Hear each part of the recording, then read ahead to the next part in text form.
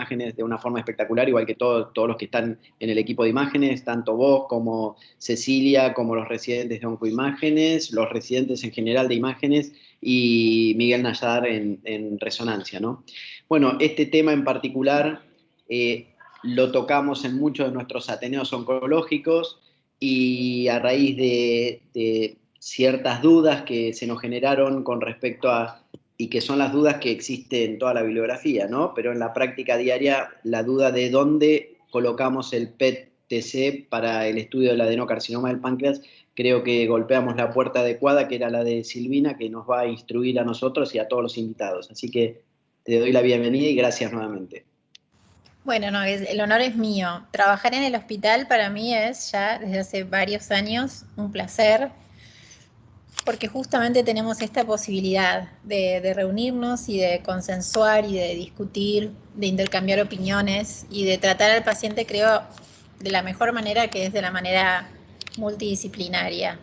Así que la agradecida soy yo. Este espacio habitualmente es de Ceci Carrera, que es la que está como más centrada hay varios espacios de Ateneos y este es un espacio de páncreas específico.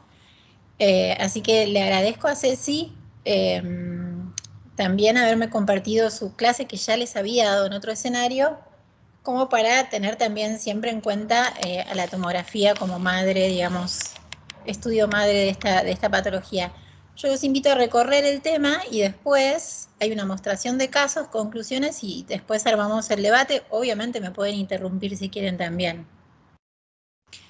Bueno, vamos a ver qué rol podemos encontrar. Hice como una revisión de los trabajos que me parecían, gracias Pablo, porque vos también me compartiste, y una búsqueda que hice yo por mi lado, nuestra base de datos de PET, como para tratar de ver qué lugar realmente tiene este método. Bueno, como conceptos generales del adenocarcinoma de páncreas, sabemos que es la cuarta causa principal de muerte por cáncer en países de Occidente, y que a pesar de los avances significativos, tanto en el diagnóstico como en el tratamiento, sabemos que tiene un pronóstico pobre, con una tasa de supervivencia a los 5 años del 6%. Surgieron nuevas opciones terapéuticas en los últimos años y esto derivó a una mejora significativa en la media de supervivencia global. Sabemos que en escenarios localizados la cirugía es la única posibilidad de cura y que la tasa de supervivencia a 5 años después de la resección quirúrgica, habiendo recibido terapia adyuvante, es del 45% aproximadamente. O sea que son unos números, digamos, que van mejorando, pero de por sí es una enfermedad compleja, muchas veces de diagnóstico no temprano, con lo cual se complica un poco más.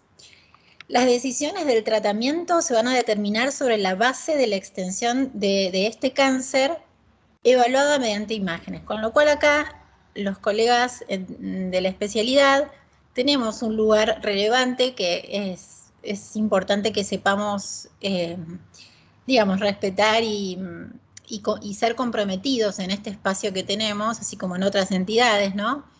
Y entonces ponernos firmes y actualizados y que nuestros informes sean claros, idealmente estructurados y definidos, por supuesto, que siempre van a estar, como decíamos al principio, en un contexto multidisciplinario. Eso no quita que sean informes comprometidos y definidos, más allá de que luego la decisión sea una decisión que se tome en conjunto y no por una imagen analizada en forma comprometida. Eso es claro. Sí, los invito, y sobre todo a los residentes más chicos, a que podamos seguir una línea actualizada y comprometida, sin este miedo o esos tipos de informes más descriptivos que no terminan ayudando al colega. Sí. No sé si soy yo o no se termina de escuchar bien del todo. No sé el resto. ¿No se escucha bien? A ver si subo. Yo escucho perfecto, bien. Yo escucho perfecto. Yo también escucho bien. Bueno, igual sí, se escucha bien, ¿eh? Está bien. Subo un poquito la voz, Pablo. Entonces creo que mejor yo la señal acá. Gracias, Pablo, estamos mayores también. tal vez es eso. Bueno, entonces lo que decía es esto, invitarlos a que tengamos un rol comprometido en la medida de lo posible, que los protocolos estén bien hechos y que nuestro lenguaje sea claro y entendible para el médico que nos pide el estudio.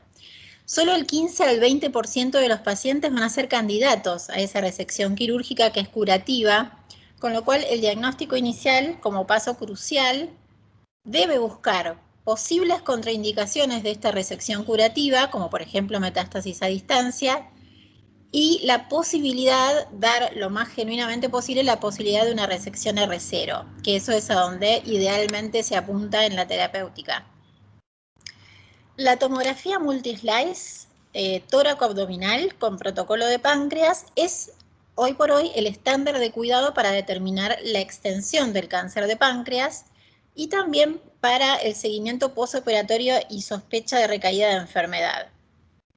Entonces, repasando un poco las guías, que es lo que define este lugar de la TC, que es indiscutible en el sentido de la estadificación locorregional, vemos justamente esto, el gran valor de las imágenes y esta interacción multidisciplinaria en centros de gran volumen de casos para definir la mejor terapéutica. Entonces, la TC salta rápidamente como la modalidad en su protocolo pancreático. La resonancia, no sé si llegó Miguel, después podemos hablar un poquito de esto, tiene un lugar determinante en algunos escenarios específicos, como por ejemplo cuando la tomografía no puede definir qué tipo de lesión es, esta lesión focal pancreática, y en el caso, por ejemplo, de la estadificación hepática, específicamente en lesiones pequeñas, con todas las herramientas que tiene. Este es un caso que nuestro del hospital que me cedió Ceci de su clase de TC para la valoración locorregional, en donde vemos los tres planos de una paciente con un adenocarcinoma pancreático y el intento de detallar la relación que tiene con estructuras vasculares. No vamos a ahondar en la estadificación puramente por TC. Las guías le dan un lugar eventualmente al PET-TC en los escenarios en donde ya se presume pacientes de alto riesgo. Entonces, en ese escenario, oficialmente, estas guías de NSSN les dan un lugar para la estadificación. Estadificación en pacientes de alto riesgo. Siempre se refiere a centros de gran volumen de casos y o sea, cuando uno sigue avanzando, la determinación, tanto por TC como por resonancia, eventualmente, de la valoración de respuesta en escenarios de neoadjuvancia, por ejemplo, en casos avanzados inicialmente. Siempre cuando hablamos de TC y resonancia, obviamente las dos son con protocolo pancreático.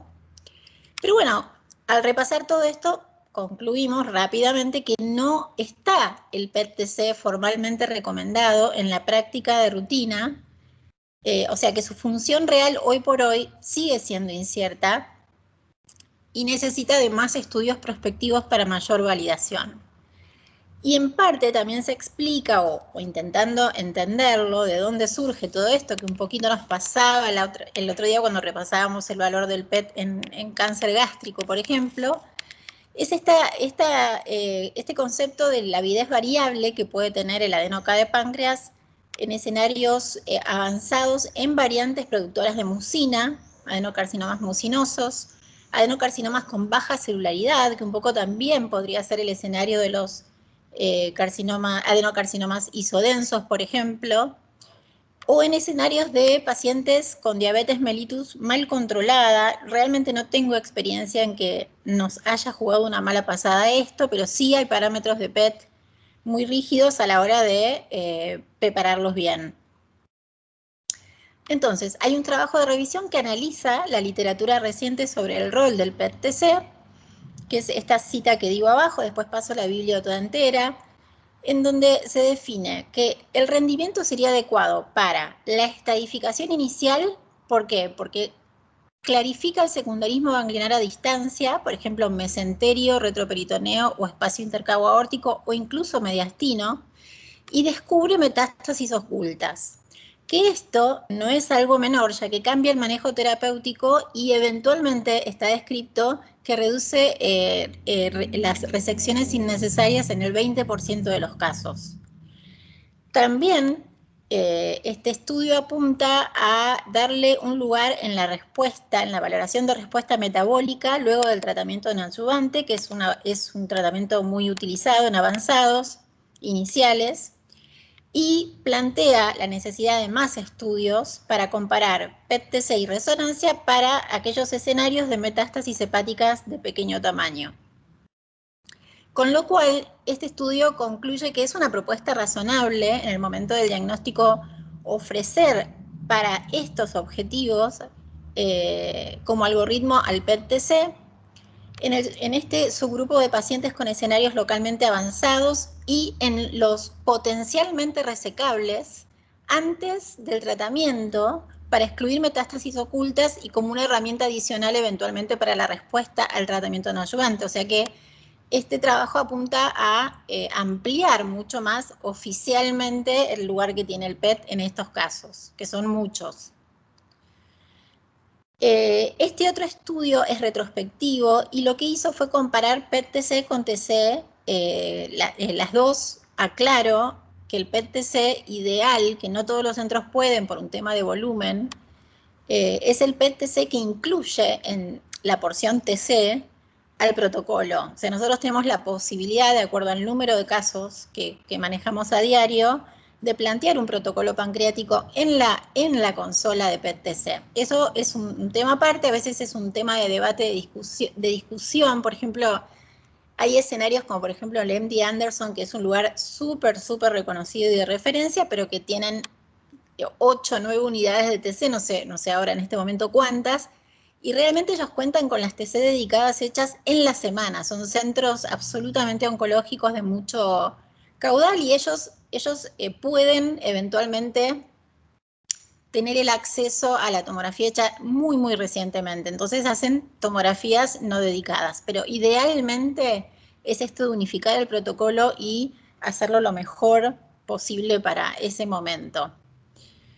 Con lo cual entonces plantea este otro retrospectivo la eficacia en diagnóstico diferencial de lesiones benignas de malignas, extensión en los invasivos, la respuesta al tratamiento y la valoración en la recaída.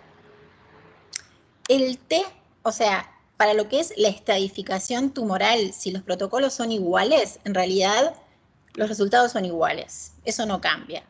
En el N, la realidad es que no cambia el escenario, pero tampoco tanto el manejo en lo que es el N local. Aunque en el M, sí, la tasa de precisión diagnóstica del PET asciende al 94% y es mayor que la de la TC. Básicamente esto se basa en la detección, decíamos, de metástasis en ganglios distantes, que serían N3, y el peritoneo. Estos dos escenarios son significativamente más altos, digamos, su valoración por PET que por TC, y también en sitios de metástasis pulmonares y óseas. El PET-TC tiene esta gran ventaja también de incluir al cuerpo, o sea, es corporal total, y en ese punto saca ventaja también con respecto a la TC. Con lo cual, bueno, hace hincapié en todo esto y en la valoración de respuesta al tratamiento. Perdón, o sea, este escenario que plantea lo plantea como escenario ideal para valorar la extensión de la enfermedad real. La valoración de respuesta, ahora sí, sabemos que los tumores primarios, los que hacemos TC, sabemos muy bien esto, en general no tienen muchos cambios morfológicos. El T primario, eventualmente las metástasis sí, no tiene en general muchos cambios morfológicos que nos podamos sentir tranquilos con el RECIST. Y entonces eso explica a veces muchas discrepancias entre los cambios del T, que son muy pocos, en relación a los cambios de los marcadores tumorales. Y esto aparentemente se debe histológicamente a sus componentes intersticiales intrínsecos de los tumores. Con lo cual, cuando viene a jugar el SV, que en el caso de usar los criterios PERSIST para hacer un porcentaje más estricto, usamos el SUL, que es ese grado de avidez en pacientes tomados como masa magra, sin grasa. Esto va a ayudar, o sea, la valoración metabólica va a ayudar como herramienta a estos pocos cambios morfológicos del tumor primario. Y en cuanto a la recurrencia de enfermedad, la TC es utilizada, como decíamos, en los estatus postoperatorios para valoración global, y el PET-TC en este estudio demuestra mayor precisión diagnóstica, sobre todo en recaídas pequeñas y en recaídas peritoneales. Le agrega sensibilidad a la TC. Sabemos que igual los dos métodos tienen sus limitaciones para la enfermedad peritoneal, pero sí es superior el PET a la TC. Básicamente lo que le pasa también a la recaída local es que conlleva cambios morfológicos ya, digamos, per se en pacientes en estos escenarios. Son pacientes en general sujetos a duodenopancreatectomías y hay que ser muy minuciosos, como en general en TC, para ver pequeños cambios locorregionales. El valor pronóstico es algo un poco más artesanal. Este otro estudio lo plantea al PET, pero a un PET que maneje más herramientas. Tal vez después Roxana me puede contar si lo hacen. Nosotros honestamente no hemos hecho esta experiencia de no solamente contar con el SV máximo, sino también con el volumen metabólico tumoral y la glucólisis total de la lesión previo al tratamiento, o sea, ser un poco más específicos y tratar de ponernos en un escenario de poder decir los pronósticos de acuerdo a estos valores de cada uno de los casos. Y que la teoría sería que con esto se ayuda a la selección de estrategias de tratamiento. También hace hincapié que todo esto requiere de validación, o sea, no es algo que es un poco mirar hacia adelante. Otras indicaciones que no son menores: resolución de situaciones específicas, pancreatitis atípicas versus adenocarcinoma, pancreatitis crónica focal, por ejemplo, que puede simular un tumor. En general, el SV vieron que tiene un valor relativo y depende de la actividad inflamatoria, cuán activa justamente sea, como para que nos confunda hacia, o sea, no hay un valor de corte que nos asegure benignidad o malignidad. Sí hay una herramienta que es el Dual Time Point, que también en escenarios más artesanales, en donde invitamos a hacer los protocolos dedicados, tenemos el tiempo de hacerlo, que es la adquisición tardía localizada del PET y del ATC. Esto es también discutido, pero es una herramienta más a la hora de definir malignidad, este tardío. Y la pancreatitis autoinmune, que es otro escenario, pero que tiene también una definición morfológica diferente por TC y por resonancia. También es útil en planeamiento de radioterapia cuando esta es el objetivo, y en definir el sitio de biopsia, también en escenarios de adenocarcinoma de tumor primario oculto. Esto de definir el sitio de biopsia es en algunos casos muy, muy importante. Esto es un poco para mirar a futuro también, futuros radiotrazadores que prometen mayor especificidad para poder diferenciar tumores de procesos inflamatorios. No los puedo casi ni repetir, así que los dejo, no tengo mucha lectura en esto tampoco, pero bueno, son radiofármacos que apuntan a mejorar la especificidad más que nada. Entonces, repasamos algunos casos nuestros. Este es un paciente que fue sujeto a una duodenopancreatectomía por un adenocarcinoma T2N1, que tiene esta lesión subcapsular que se ve claramente por resonancia magnética, con un realce heterogéneo y que sufre cierto crecimiento en el tiempo. Y el PET vino justamente a definir el escenario. Esta lesión se veía muy claramente por reso, obviamente la validamos, y la idea es ir un poco más allá, y entonces pudimos ver este nódulo por detrás del recto anterior, digamos, peritoneal claramente, pero localizado por detrás del músculo recto anterior izquierdo, que era ávido. Ven que las asas pueden también jugarnos una mala pasada eventualmente en las cercanías, pero tienen su actividad fisiológica, y que era realmente imposible definirlo, y no había habido grandes cambios en el tiempo, definirlo en esta resonancia que tan claramente veía la lesión subcapsular hepática. Entonces, este es el MIP corporal total con la lesión, que era una lesión más vale lineal. Y otra de las cosas que pasa cuando estamos atentos al PET es que eventualmente ese compromiso peritoneal difuso, que no tiene mucha representación imagenológica, que puede darnos como una micronodularidad, como un engrosamiento de fascias, como una suciedad que a veces nos hace sentir incómodos, pero no podemos definirlo. El PET agrega sensibilidad en esto. Es algo muy sutil, pero si ven, hay un cambio en lo que es el fondo del metabolismo abdominal si comparamos con este paciente de la izquierda, que era un paciente totalmente normal en su peritoneo. O sea que tiene como una nube de captación muy suave, que si estamos atentos y obviamente con la ayuda de otros factores, porque es muy difícil jugarse si no tenemos esta contundencia, digamos. Si bien son lesiones pequeñas, uno puede sostener que tanto morfológico como metabólicamente son reales. Y si ven, esta es la proyección de la lesión puntual, diferente a lo que es la actividad metabólica difusa de las asas. Este es otro escenario con un compromiso peritoneal mucho más claro, también un paciente resecado previamente. El compromiso peritoneal es tanto más claro, digamos, es claro así en morfología como en avidez, y la lesión que ya venía en sospecha de recaída local era realmente morfológicamente difícil, y el PET viene a señalar que es una lesión bien clara también en el mapa, en el MIP, perdón. Las flechitas, perdón. Este es un escenario en donde hicimos, bueno, la fase pancreática en un tumor que había sido derivado por obstrucción biliar. El tumor claramente es bien metabólico, y al lado, y a pesar del gran metabolismo del adenocarcinoma, tenemos un ganglio ávido, o sea, tenía secundarismo ganglionar retroperitoneal y también mediastínico, y así de claro es, tanto en la TC como en la fusión color y en el mapa. O sea que esto agrega definición a la hora de ver cuál es la magnitud de la recaída y si hay más allá de locorregionalmente esa imagen sospechosa, hay lugares más distantes.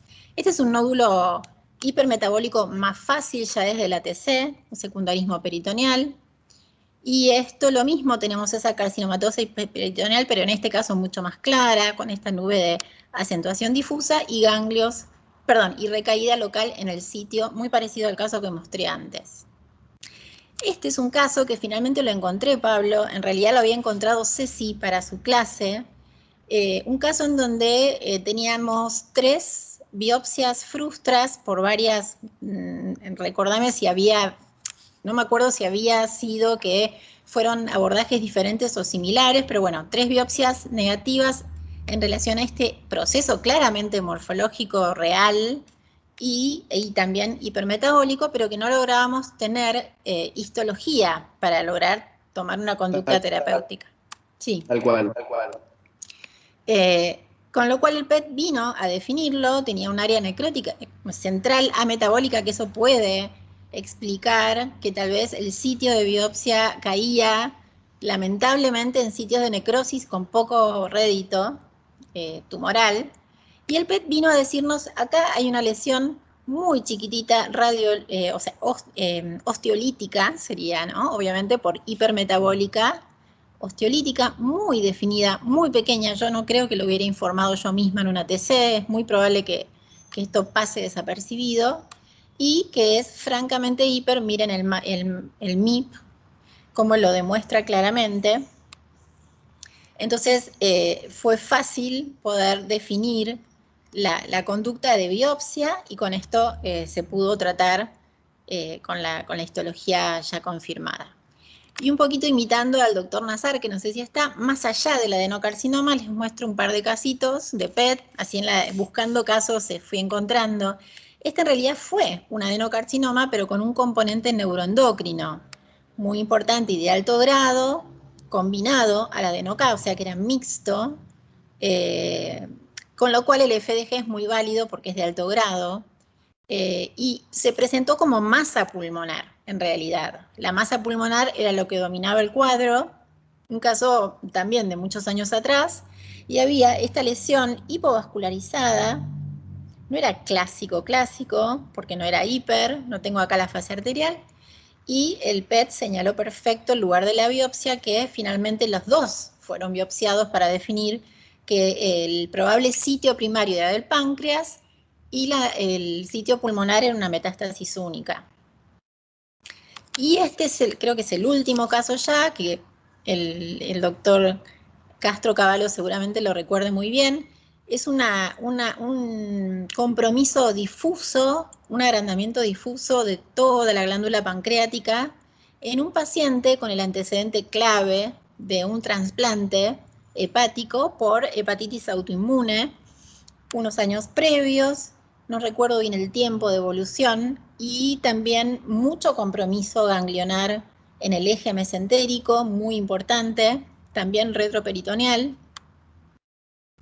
Esta era la representación, digamos, metabólica de todo este compromiso. También había ganglios en el mediastino y resultó ser un linfoma asociado a trasplante. O sea que son situaciones de páncreas, no necesariamente adeno-K. Hoy el foco era el adeno-K, pero me pareció lindo poder mostrarlo.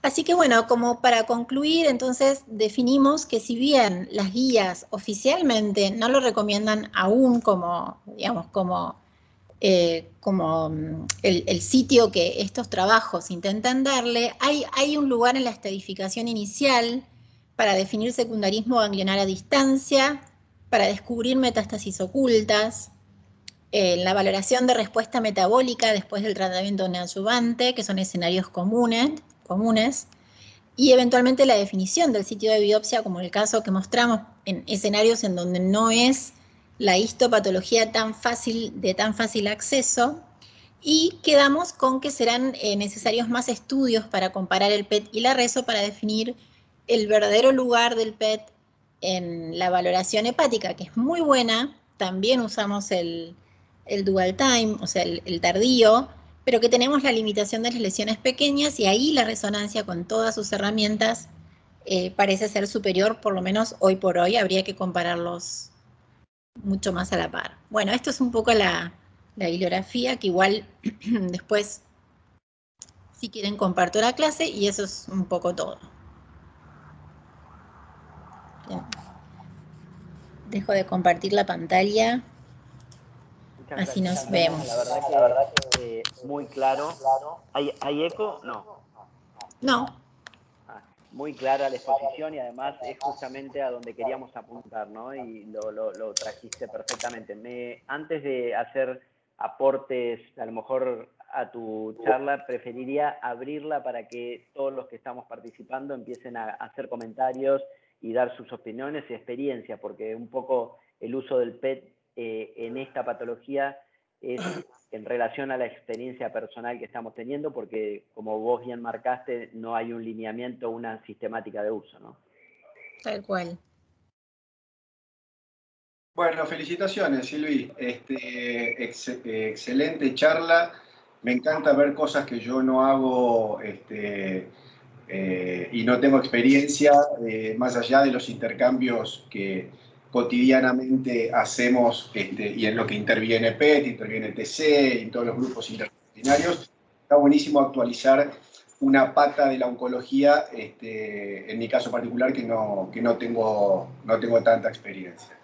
Hay una reflexión que quería hacer. Es muy interesante el tema de la valoración de la respuesta. La valoración de la respuesta de la neoadyuvancia es algo que se está trabajando en muchos lugares y están viendo cuál es el método más indicado para hacerlo. Porque indudablemente, cuál es el método y cuál es la forma de medirlo, ¿no? Porque indudablemente el RECIST poco aplican en la valoración de respuesta de cáncer de páncreas porque la reacción desmoplástica que tiene, tanto naturalmente como los cambios fibróticos post-neoadyuvancia, más la reacción desmoplástica de base que tiene, hace que la disminución de tamaño del tumor sea muy tardía en el tratamiento. Entonces, el paciente puede haber respondido, pero el tumor no se achicó. Entonces, ahí entra todo lo funcional para aportar sensibilidad y especificidad, buscando obviamente, valoración de respuesta completa, ¿no? Y después correlacionarlo con la cirugía. Entonces ahí entra el PET con resonancia, y la resonancia, en ese punto, lo que aporta mucho, y están trabajando, pero falta validar la técnica, falta validar los valores, es la difusión con el ADC, para poder evaluar respondedores de no respondedores. Y hay muchos trabajos que hablan de eso y lo comparan con la cirugía. Así que ese es un punto interesante, la valoración de la respuesta post-neoadyuvancia con todos estos métodos. La otra reflexión que quería hacer, que sí, indudablemente estoy totalmente de acuerdo con vos, que el diagnóstico es TC, resonancia, en ese orden, TC para el diagnóstico y para la estadificación locorregional,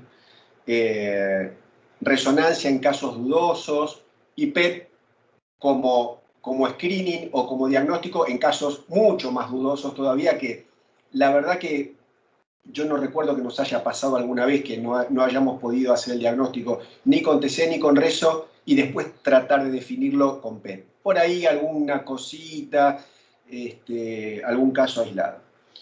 Y bueno, después es una pregunta más para Pablo que quería hacerle en este contexto, es si nosotros tenemos o conocés algún programa que se esté haciendo de screening de adenocarcinomas pancreáticos en pacientes de alto riesgo, ¿no? Y en ese caso, otra vez volvemos a discutir, ¿cuál es el método de screening en esos pacientes? ¿Es la TC? ¿Es la resonancia? Probablemente sea esa. Es el orden, TC y resonancia. Bueno, ese es un comentario que quería hacer. Gracias, Mike.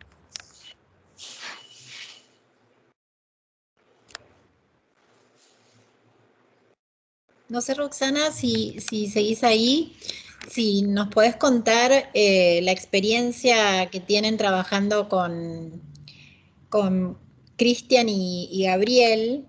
El otro día estuvo, se me fue ahora el nombre, qué mala que soy con los nombres, también una colega del ROFO que nos decía que no usaban, por lo menos no lo usaban así como una práctica habitual al PERSIST en las valoraciones de respuesta, y a mí me intriga un poco esto del por qué no, eventualmente, ¿no? Pero nos resulta muy fácil hacerlo a nosotros, por supuesto, también mandamos los estudios con el SV, por una cuestión de que luego pueda ser comparado en centros en que no se usa el SUL.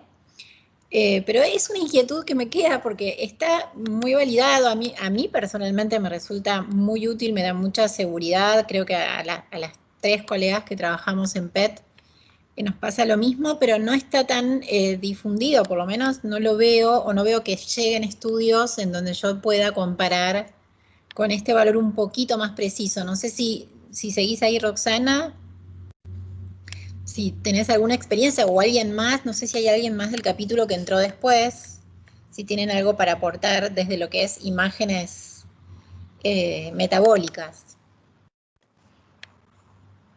No, tal vez se fue Roxana. Okay. Haciendo un poco, me estaba tratando de conectar con el sonido porque venía muy mal mi sonido. ¿Me escuchan ahora? Sí, te escuchamos. Creo que hay 2 elementos que son importantes. Bueno, contestando a Miguel con respecto a en hacer screening en el adenocarcinoma de páncreas, hoy todavía se genera muchas dudas cuál es el método ideal para hacer screening y cuál es la población ideal para hacer screening. Ya eso se está definiendo. Y también otra cosa que queda duda es la periodicidad, cómo hacer el screening. Pero básicamente los 2 jugadores que juegan en este partido más importante, por lo que están diciendo los trabajos últimos, es la resonancia y la ecoendoscopía. Obviamente cada uno tiene sus pros y sus contras, pero todavía no creo que haya un estándar bien validado sobre esto, hasta lo que sé yo, y lo dejo abierto a el resto de los participantes que quizás tenga bibliografía más actualizada. Otro elemento en línea con esto que estamos viendo de la respuesta metabólica es y con lo que planteó Silvi, que todavía se está usando el PET en ateneos multidisciplinarios, case by case, ¿no? En cada momento nosotros lo analizamos y decidimos a quién solicitarlo y a quién no. Creo que un rol importante juega también la parte clínica del valor biológico del tumor, y en esto hablo de los marcadores.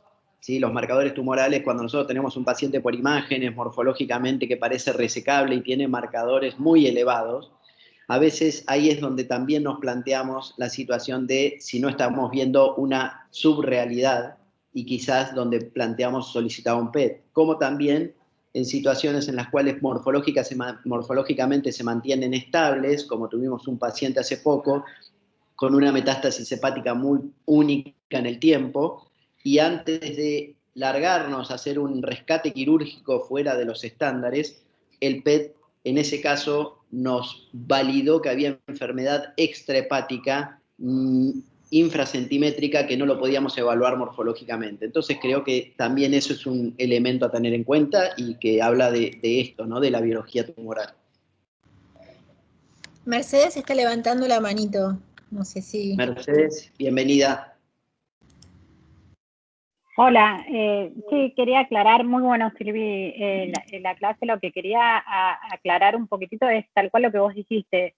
Lamentablemente las guías no están en ningún lado, el PET todavía no tiene un rol, creo que le faltan estudios prospectivos con más tiempo, hay algunos que son prometedores, pero creo que tenemos que discutir paciente por paciente, y justamente hay en situaciones como por ejemplo encontrar la biopsia o un paciente que estemos pensando en operar y descartar metástasis a distancia, creo que tiene su lugar, pero no está dentro de nuestras herramientas diagnósticas hoy por hoy, pero creo que hay pacientes que lo ameritan. Y después con respecto al screening, viste que está el consorcio de screening para cáncer de páncreas, ahí ellos lo que recomiendan es pacientes de alto riesgo, o que tengan antecedentes de primer grado, o que tengan alguna mutación en la línea germinal, ellos lo están recomendando el screening en centros que tengan protocolos de investigación, o sea, centros de alta referencia, no es un screening que se le haga a toda la población, y en general se hace con ecoendoscopía y con resonancia, una vez por año, dependiendo de los resultados, pero hoy por hoy lo que está en este lugar es la resonancia y la ecoendoscopía.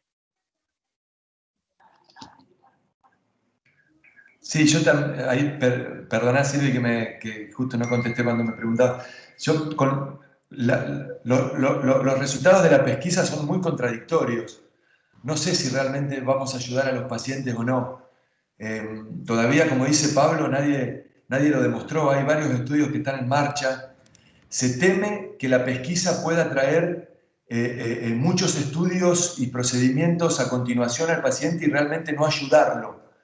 Creo que la pesquisa va a ayudar en cuanto todo el equipo de oncología consiga nuevos tratamientos que le den batalla al cáncer de páncreas y combinado con la cirugía eso pueda alargar la sobrevida. Hoy en día está muy en duda. Sí se acepta en grupos que se llaman grupos de alto riesgo.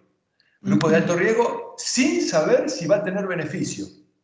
José, yo coincido ponerlos en un ahí. esquema y decirle, mirá, te tenés que hacer cada tanto, todos los años, un estudio a partir de los 45, 50 años. Si encontramos algo, bueno, vemos cómo seguimos. Pero no se sabe si eso le va a alargar la sobrevida al paciente. La sobrevida verdadera, ¿no? Quizá viva 6 meses más, pero si eso realmente le va a evitar un desenlace fuerte al paciente. Así que bueno, muy bueno Silvio lo que armaste. Yo coincido con lo que decís y de hecho no se recomienda a la población a hacer screening para cáncer de páncreas, y solo se recomienda hacer screening cáncer de páncreas en pacientes de alto riesgo en una institución que bajo un contexto de investigación clínica, no es estándar de cuidado. De todas maneras, yo lo único que veo de beneficioso en lo que es el screening es que para pacientes que tienen alteraciones en la línea germinal, por ejemplo, del BRCA, no solo vas a detectar cáncer de páncreas, sino vas a detectar otros tumores que tienen mayor incidencia, ¿está bien? Entonces, pero bueno, eso es para otra charla, perdón. No, está perfecto.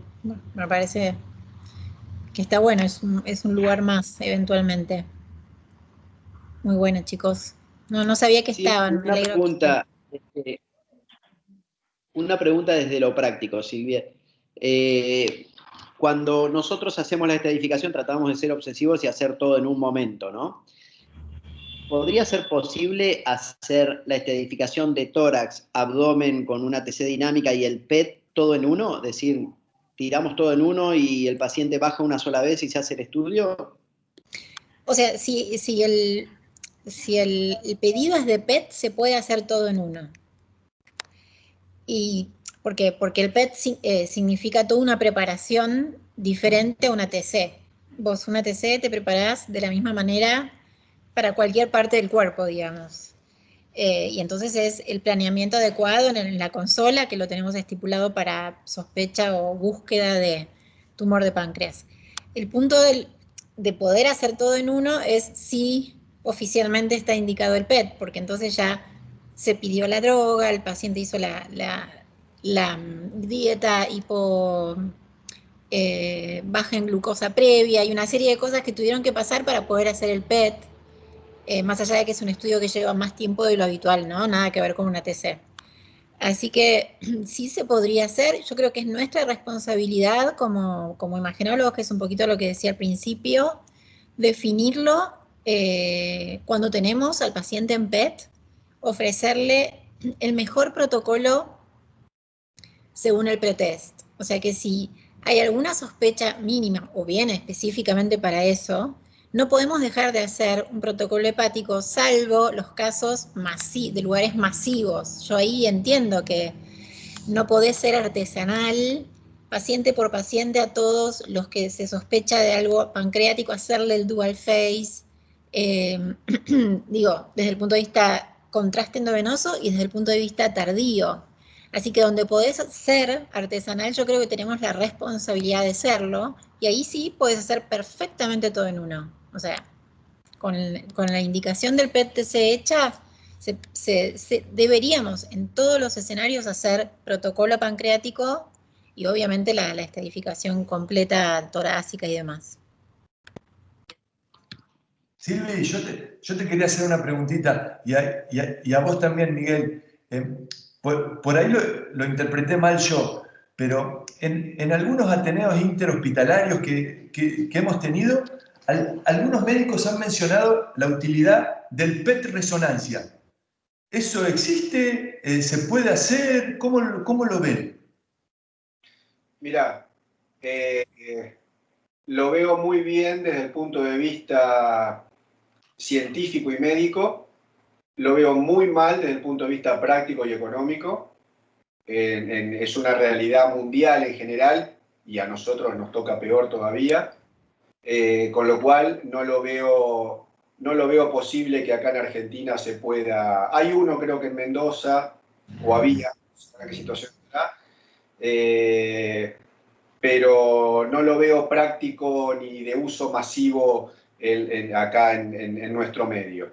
En el mundo, sí, en el mundo se usa, sobre todo en líneas investigativas, no como cosa práctica, pero está dentro de las herramientas para evaluar todo esto, para evaluar respuesta, para evaluar estadificación a distancia, ahí palmo a palmo con el PET-TC. Y, por supuesto, un dato de color, pero tenés que pensar en 5, 6, 7 millones de dólares para arriba. Lo cual, un dato de color verde. Un dato de color verde. Es inviable. Es inviable. Con ese comentario le sacaste una sonrisa a Silvi, porque va a seguir laburando ella. Es un Vamos, cuentito, todavía. pone la plata y lo pone el hospital. Pero, José, lees trabajos de PET resonancia muchísimos en esto, no solamente en PAN. Sí. No, hay por todos lados. Lo que pasa es que yo con esto que te preguntaba. Yo me desmoralizo porque digo, voy a leer esto, está ahí, y después me lo olvido a los 10 minutos, no lo explico nunca. Sí. En línea con esto que te preguntaba José, la resonancia con la difusión y el DS, ¿le aporta un valor agregado al PET? Si pudiéramos hacer PET-EMAR, decís, ¡puf! Muchísimo. Porque entonces ahí tenés la herramienta de la resonancia, que es la restricción, es la herramienta que tiene de caballito de batalla el metabolismo. Así que imagínate las dos herramientas juntas. Es dinamita. Es buenísimo. Sobre todo en escenarios en donde el tumor del que estamos hablando es un tumor que se ve mejor por resonancia, ni hablar. Por ejemplo, valoración de respuesta de la neoadyuvancia en el cáncer de recto. O bueno, cáncer de cervical ginecológico, ¿no?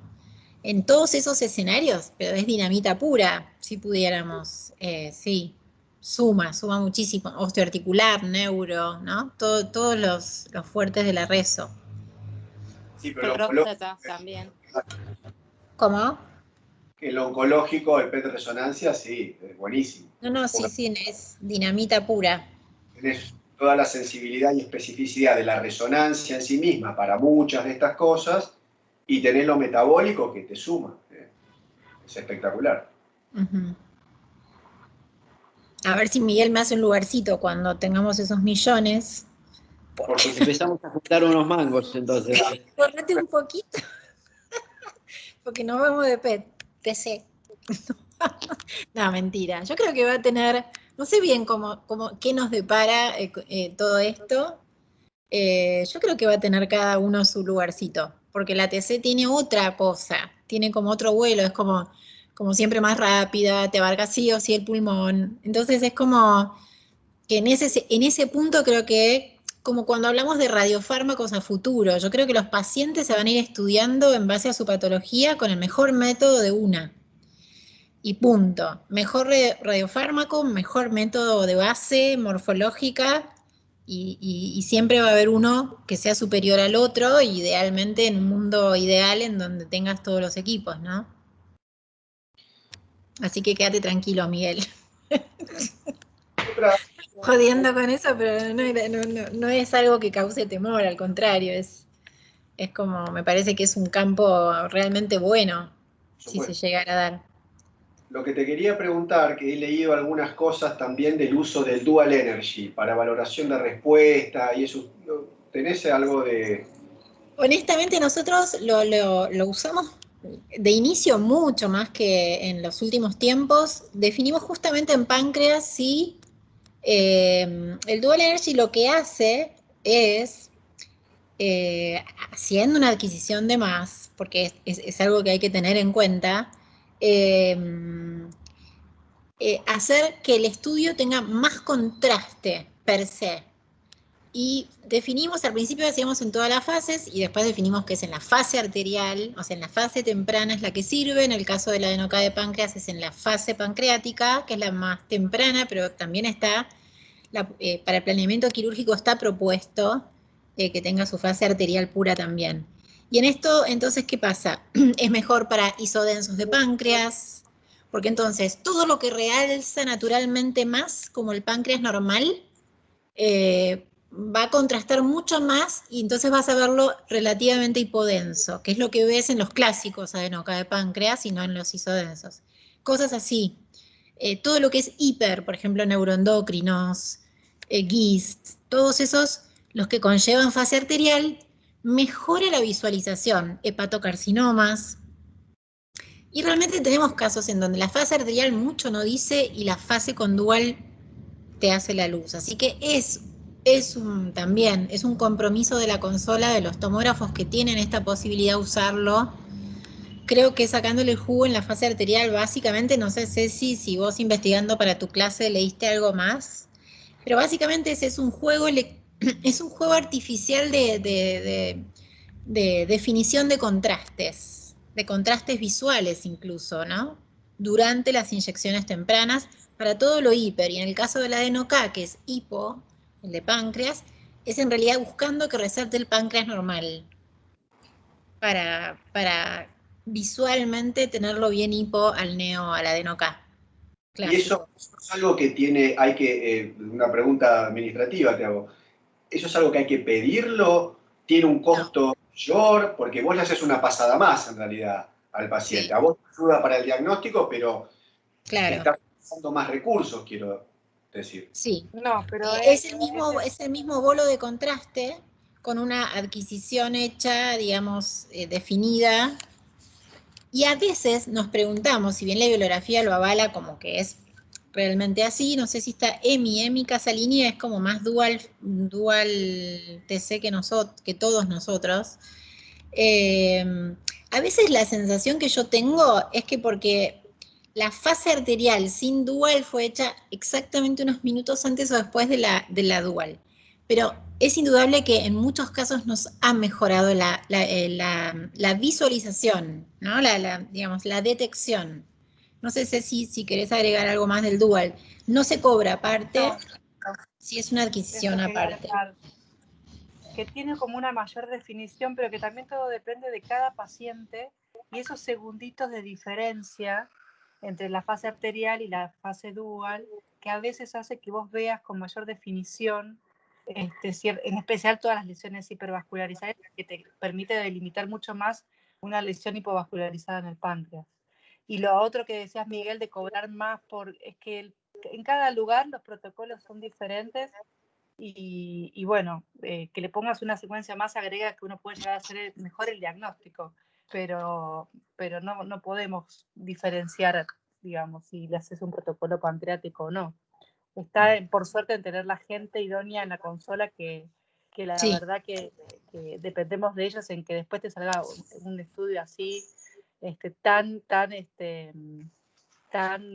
informable, digamos. Ayer informé a Salustio, la señora de la lesión de páncreas, ¿te acordás, Pablo? Y estaba mirando el PET, y la verdad que comparando con el PET, la tomografía de ahora con protocolo de páncreas, es impecable, podés compararlo como si fuera una tomografía con protocolo tranquilamente, y además tenía el PET. Es decir, se hizo totalmente dedicado ese estudio, y la verdad que salió excelente. Claro, hay que estar atentos a hacerlo así. Y tener la posibilidad, ¿no? Los medios masivos no es un tema de decisión que no te gusta hacer artesanal, sino que realmente te liquida el número de casos. Yo sé, por ejemplo, pena que no esté Roxana, pero yo sé que en la fundación se hacen, no sé, la cantidad que se hacen por día, no creo que puedan ser tan artesanales. Bueno, eso depende mucho del medio donde estás. Pablo, ¿qué volumen de cáncer de páncreas vemos en el hospital por año? ¿Tenés idea o no?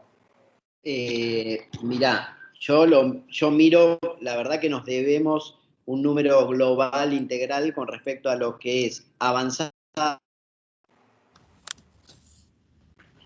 Pensá que nos 30% en la mejor de las situaciones de que pasan por cirugía, que son resectables. ¿Se cortó? Se cortó, sí, no. Hola. Número, sí. Se entrecortó. Lo que decía, ¿ahora me escuchan? Sí. Lo que decía es que no tengo una cifra real porque estamos subestimando a los que son avanzados, que a veces que no siempre pasan por cirugía, por lo cual nosotros en cirugía mínimamente estaremos viendo entre tumores de cabeza y cuerpo de páncreas aproximadamente 40, 50, afinando mucho la punta del lápiz, incluyendo algún avanzado, pero creo que hay un porcentaje, una proporción que dobla esta cifra en los que son avanzados, que entran por otras puertas, sea por gastroenterología, por oncología, etcétera, ¿no? Está Mercedes, entonces, ¿cuántos ves avanzados por año para juntarlos con los que operan? Es un dato que no tenemos, es una cuenta carnicero que te tengo que hacer porque no lo tengo eso, pero son seguro 10 pacientes por año. Miguel, tirale un número porque si no va a parar. Bueno, pero yo te dije, Miguel, yo te tiro un número de carnicero porque no tengo, el hospital no me da, no tengo cuántos pacientes veo por año. Pero me llama la atención, Pablo, que veas 40 pacientes operás por año, o sea, estás operando 3 pacientes por mes. Sí, de cuerpo y cola, estamos más o menos en eso. Me llama la atención. Pensé que era menos. No, igual te repito, hago la corrección a la verdad. Estoy diciendo que incluí en eso algunos que vemos avanzados. ¿Sí? Hay meses que operamos 3, 4 y hay meses que operamos 2. Probablemente estaremos con un número un poco más bajo de 40. Por eso yo dije, los 40 por año incluimos algunos avanzados. ¿Sí? Sí, es tal cual lo que decís vos, Mer. Sí, algo que hay que exigirle al hospital, es difícil tener datos y eso es malo, no tener datos. Y para lo que es imágenes, bueno, no solo están los que se operan, sino los que se hacen controles posoperatorios que se van sumando, ¿no? En imágenes creo que van a tener ustedes mucho más volumen en el seguimiento oncológico en el tiempo, aparte de lo que tratamos en el momento. Darío levanta la mano. Darío levanta la mano, que ahí va a tirar un dato más exacto porque es nuestro fellow de HPV. Probablemente tenga mucho más afinada la punta del lápiz. Dame ese número, Darío. De los pacientes que nosotros hacemos por año aproximadamente, en los últimos 2 años, 20 pancreatectomías por año, tanto de cuerpo, cola o total. Ahí está. Ya está, viste, ya me parecía, 40 era mucho. Pero sí, los pacientes que vemos son más en realidad. Esos son los pacientes que solo van a cirugía, digamos. Claro. Está bien, pero por eso, en estadios que operás, 40 me parecían mucho. Lo que pasa es que operamos más de una vez a veces. No, pero incluí, por ejemplo, yo te dije adentro acá, pero incluí la metástasis que operaste la otra vez, ¿cuántos páncreas? Está bien, las metástasis no son muchas también, pero te suma. Pero son la proporción de pacientes que vos diagnosticás con cáncer de páncreas que se pueden operar es mucho más bajo de los que son avanzados. Claro, lamentablemente. O sea, de 10 pacientes que se te presentan, 20 tienen posibilidad quirúrgica, vos lo dijiste recién, Silvi. O sea, la realidad es que hay muchos más pacientes que se presentan como localmente avanzados o como avanzados de inicio. Claro. Sí, de hecho, supuestamente haciendo una traspolación de la bibliografía, si nosotros, ajustando el dato que dijo Darío, estamos operando 20 pacientes por año, esto representa un 30% de aproximadamente todos los cánceres de páncreas que tendríamos que estar viendo. Exacto. Claro. Volviendo al tema, no sé si tenemos tiempo, Pablo, o tenemos ya que contar. No sé si te quedaste contento con la cifra. Estamos tratando de buscar un número. Había que tirarle un bife porque si no le tirabas un pedazo de carne. Es que yo pienso que la falta de glucosa ya me está afectando el juicio y me pongo así tenso por cualquier cosa. No, estamos haciendo, Mercedes, neoadyuvancia a los pacientes borderline. Sí. Todos, sí, estamos haciendo. Pero no es un protocolo de investigación, está ya... No, eso ya está validado. Para borderline está validado. Lo que no está validado es para el que es quirúrgico. Está bien, que yo creo que vamos a eso. Vamos a que el paciente que sea quirúrgico hacer neo, pero eso todavía no está demostrado. Está demostrado los borderline hacer neoadyuvancia. ¿Y los estamos controlando con TCO, con eso, después de la neoadyuvancia para valorar respuesta previo a la cirugía, o no, ese paso no lo hacemos? Pero por supuesto que sí. Lo que estamos haciendo, corregime Pablo, pero estamos utilizando el mismo método que utilizamos de inicio. Si fue tomo, fue tomo, y si fue rezo, fue rezo. A veces hay situaciones particulares de cada paciente. Sí, y te pregunto a vos, porque yo lo veo de costado en el seguimiento del tratamiento de neoadyuvancia, en realidad no se hace un solo estudio, me parece que se hacen 2 estudios, ya sea a la mitad del tratamiento y cuando se completa el tratamiento, ¿no? Claro, sí, la idea es, el objetivo de la neoadyuvancia es hacer quimio, reevaluarlo para ver si se puede operar, y una vez que se opera, después de que se opera y completa, ahí volvemos a repetirlo, pero digo, antes de la cirugía tenemos una imagen, antes de la cirugía. Y yo no sé si José sigue ahí. José, ¿estás ahí? Creo que no, ¿no? Sí, porque sí. Con José estamos armando estamos armando una base de datos de cáncer de páncreas y ahí juntamos 100 pacientes. Lo que yo no me recuerdo de qué años son. Sí. Eso fue una búsqueda que hicimos, sí, es una búsqueda limitada, ¿no es cierto? Porque está hecha a través vieron que hay una parte en el sistema que permite hacer búsquedas. Entonces ahí lo que hice fue, crucé el diagnóstico de adenocarcinoma de páncreas, de anatomopatología, con el diagnóstico de páncreas que había en una base de registro o algo así, algo que podemos acceder todos. Y bueno, esos datos los depuramos, había muchos pacientes falsos en los últimos 10 años, y yo conseguí creo que 110, 120 pacientes en los últimos 10 años con diagnóstico de cáncer de páncreas. Lo crucé, una vez me junté con Mer a fin de año, antes de la pandemia, y ellos tenían muchos más pacientes que lo que yo había conseguido a través de la base de datos del hospital. Está bien que ellos son centro de referencia y tienen muchos pacientes que quizás no tocan el hospital, es decir, hacen tratamiento con ellos, pero no tienen atención completa con nosotros. Tenemos que buscar la forma de ver cómo podemos unir todos los pacientes y hacer un trabajo nuestro en la Argentina. Vamos a ser los primeros en publicar el pronóstico de cáncer de páncreas en la Argentina. Estaría muy bueno. Este trabajo me dio muy mal.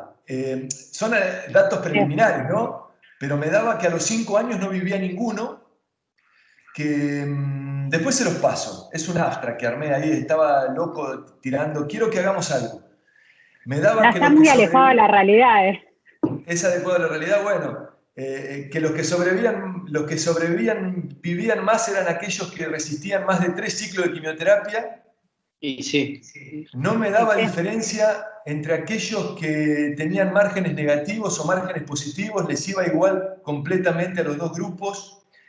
No sé, lo tenemos que trabajar, es algo que le mostré a Mer, lo tenemos que hacer, tenemos que conseguir una buena base de datos entre todos. 100 pacientes en 10 años. Un aporte que a lo mejor con esto, vos que sabés que te gustan los números y analizar los datos, Martín Díaz de Informática Médica está incorporando como una idea a una persona que hace Big Data, que lo que hace el que hace buscador con Big Data es con palabras claves indagar en todas las bases informáticas del hospital y buscar con alta probabilidad aquellas situaciones o palabras que se relacionen con cáncer, por ejemplo, de páncreas. Y con ese rastreo, que es un rastreo poco habitual, pueden generar una base de datos mucho más fidedigna o más real de la que tenemos. De hecho, la idea fue proponerle a Martín Díaz que traiga a esta persona para que empiece a indagar en oncología. Esto. De hecho, eso es lo que yo iba a decir, Pablo, creo que me quería sumar a esto con el tema de datos, que me parece que a todos nos sirve no solo para tomar conducta. Se corta, Mer. Donde podemos a Martín Díaz y todos que nos den datos, porque muchas veces nos preguntan, no solo para protocolos de investigación, sino también cuando vos vas a dar una charla, ¿no? Siempre te preguntan, ¿y en tu hospital cómo te va? Y a veces tenés que hacer estos cálculos de verdulero y decir, bueno, no, mira, en general nos va así, y es muy difícil porque a veces o sobreestimás o la mayoría de las veces subestimamos, porque te acordás del paciente, sí, este y este.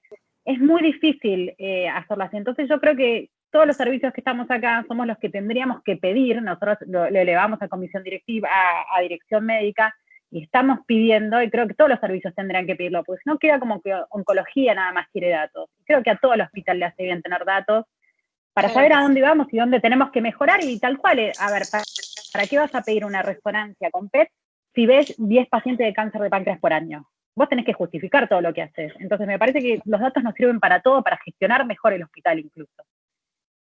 Absolutamente.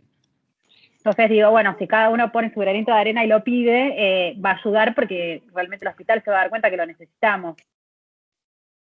Es verdad. En el caso del cáncer de páncreas, por ahí es más fácil porque más del 90% de los pacientes hacen quimio, entonces yo tengo manera de ver los pacientes que hacen quimio. Pero bueno. Claro. Me dio gracia que pasaste del carnicero al verdulero. ¿En qué escenario usás el número carnicero y en qué escenario usás? Según el hambre que tengo. Ahora llegué al carnicero porque ya es el horario de comer. ¿Vegetariana o carnívora? Carnívora, pero me parece que lo que dice José está bueno. A José para que siga indagando con los datos y le pasamos esta data nueva de informática médica, ¿no? Que Dale, tiene bueno. buen contacto ahí, a ver si podemos llegar a hacer por lo menos un piloto. ¿Cómo se llama Big Data? Quiero saber si Yo tampoco. Tampoco lo sé. Pero le podemos decir hay Big que, Data. eso nos puede traer José como trabajo, a ver el nombre de quién es Big Data. Bueno, dale, Pará, pero le pregunto ¿pero a... ya está esta persona? ¿Cómo? Pablo, ¿ya está esta persona? ¿Esta persona ya está o están en búsqueda de...? Esa persona, esa persona la contactó Martín Díaz y es una persona que está ayudando en sí a hacer búsqueda de Big Data a plan médico. Y la quería traer para probar en la parte oncológica, ¿sí? Hacer un ensayo, una prueba, a ver qué tal va eso. Así que también dentro del oncológico, que es cáncer de páncreas, capaz que si le acercamos al oído a Martín Díaz que nos interesa hacer una prueba específicamente en cáncer de páncreas, tenemos una ayuda, ¿no? Muy bueno, Pablo. Sí.